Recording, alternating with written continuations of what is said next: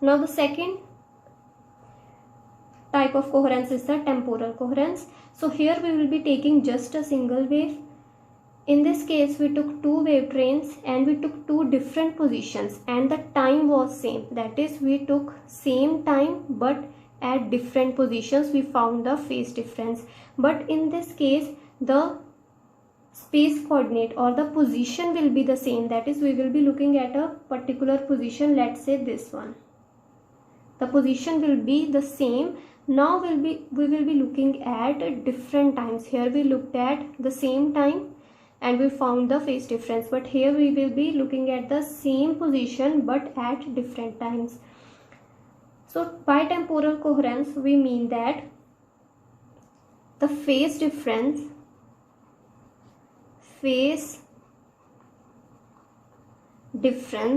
of the fields, of the electric fields at same position,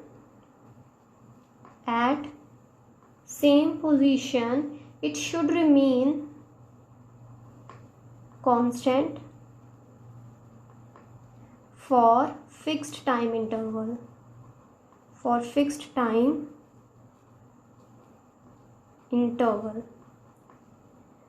So let's say we are taking this particular position and let's say this is XYZ position. So this is the solid line, the wave which is drawn by solid line. This is the wave pattern at time t, and the wave which is drawn by dotted line, this is the wave pattern at a later time t prime, because the wave is moving in the right hand side direction. So the position of the wave will also change. So this is the new position of the wave which is shown by dotted line, and this is the original wave. So first of all we will be finding the phase at this particular position at time t. So let's say at this position x, y and z, at this position and at time t1, let's say the time is t1, at time t1 we find the phase at this position, let's say that is phi 1, and then we find the phase at the same position but at a later time which is t1 plus delta t. This is the time interval after which we are finding the phase. So since in this delta t time the wave will shift to the right hand side direction and hence the phase at this particular position will also change. So let's say the phase of the wave is now phi 2. So this phase difference, it will be delta phi. Let's say this is delta phi. Now you find the phase of the wave at this same position xyz and t2 time, and then you find the phase at this same position but at the later time, and this time interval delta t that you are looking at is the same as that of this delta t. That is, if you are looking after 1 second, here also you have to look after 1 second. That is the time interval, it should remain the same. So let's say at this particular position and at time t2, at this same position and at time t2 the phase was given by phi 3, and the phase at this particular position and at a time of t2 plus delta t was given by phi 4. So keep in mind this delta t should remain the same, and this phase difference should be equal to delta phi, and these both phase difference, they should remain the same. That is the phase difference of the fields. Phase difference, we have taken the phase difference here and we have taken the phase difference over here of the fields. So these will be the fields of, this will be the electric fields. So the phase difference of the fields at the same position, that is at the same position, it will remain constant for the same time interval delta t. Or in other words we can say that this type of coherence, this temporal coherence, this type of coherence, it refers to the correlation between the fields, between the electric fields at a point, that is electric field at a particular point and the field at the same point but at a later time, that is at a later time. That is this temporal coherence, it refers to that this particular field, that is xyz at a particular point, and the phase, or we can say the electric field at the same position but at a later time, these two fields are correlated to each other. So that is to the relation between electric field xy z and t1 and electric field at xy z at t1 plus delta t. So these two fields will be correlated to each other, or you can also say that the phase difference of the fields at the same position, it will remain constant. It will remain constant for the same interval of time, which is delta t. So this temporal coherence is the characteristics of a single beam of light.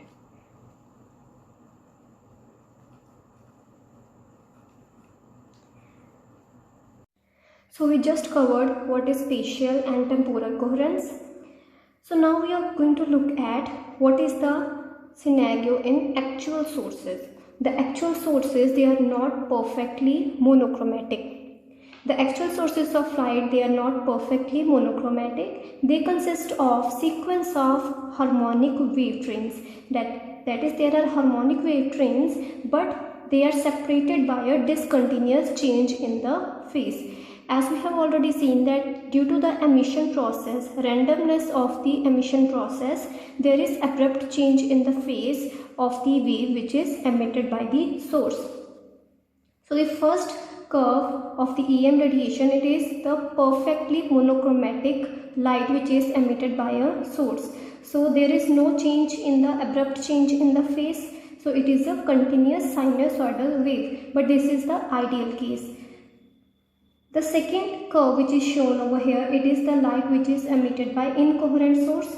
So the light, after traveling after some time, there is a change in the phase, discontinuity in the phase, and then after a sinusoidal curve, there is again change in the discontinuity in the phase, and then after some time again such things happen, and so on it will happen for large amount of time.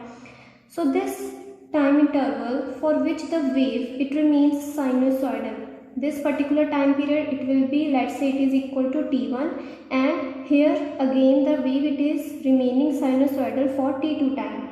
The second wave we are talking about, the wave, it is remaining continuous for t1, t2, and then again it will be continuous for t3 time, and so on. So when average of all those times is taken, that gives us the coherent time, that gives us the value of the coherent time. So the last wave which is shown over here, this is again the wave which is emitted by incoherent source, but in this wave, it has a larger coherent time as compared to the second wave. So it will be seen that the light which is emitted by lasers, it has a larger coherent time as compared to the light which is emitted by the normal sources. So the last curve shown over here, this wave, it has a larger coherent time as compared to the second wave.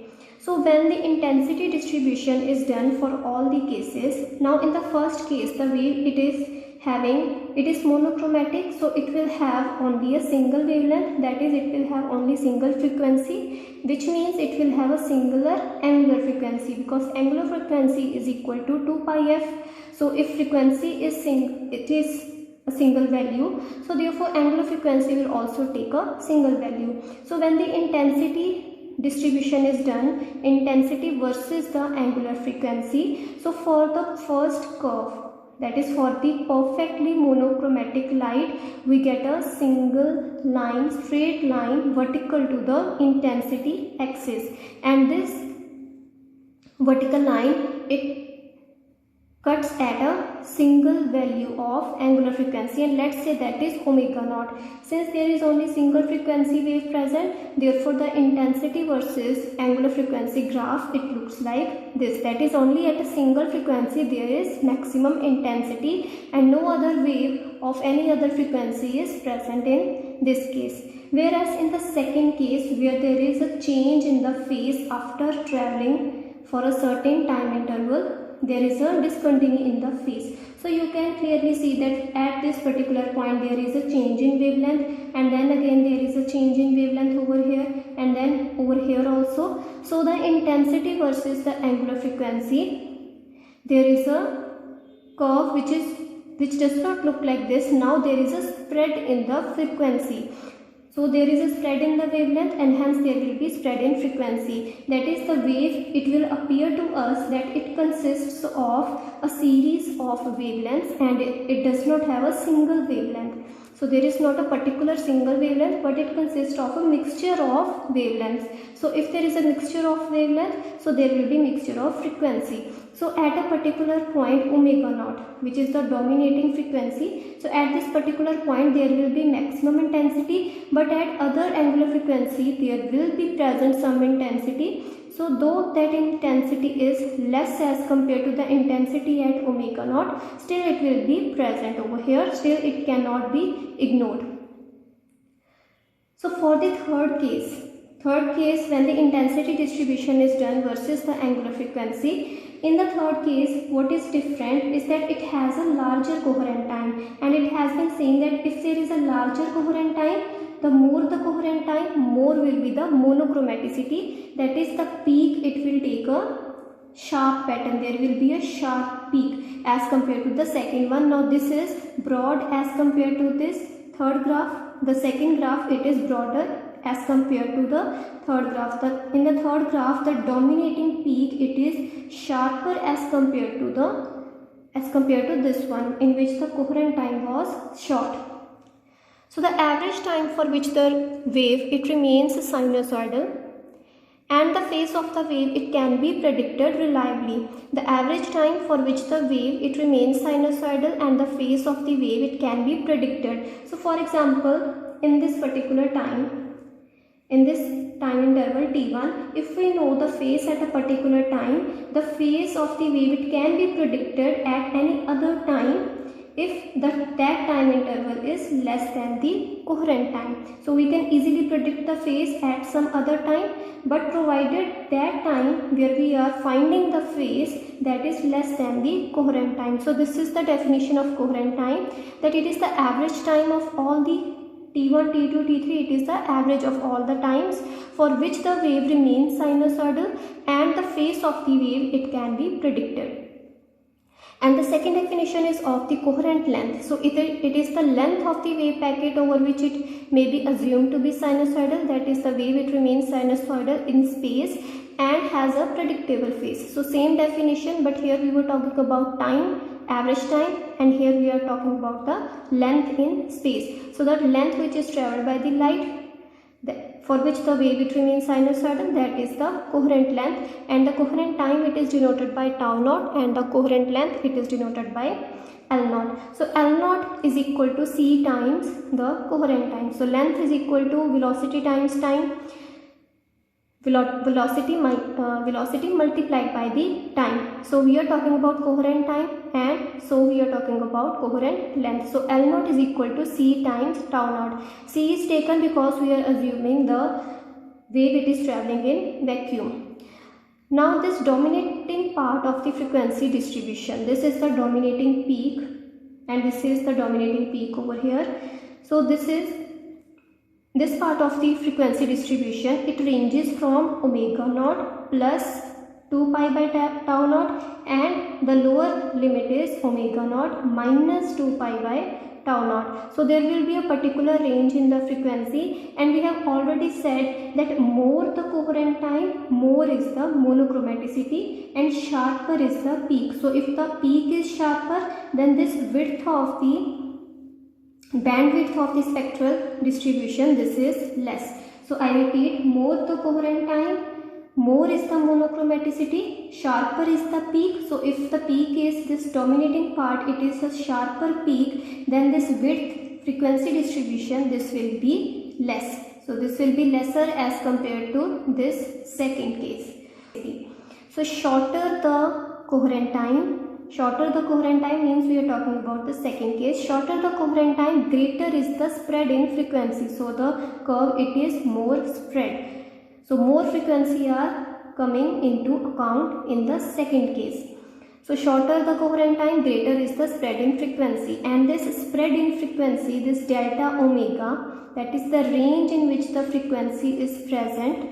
This range, it is between 2 pi omega naught plus 2 pi by tau naught, and the lower limit is to omega naught minus 2 pi by tau naught. So delta omega, it is equal to,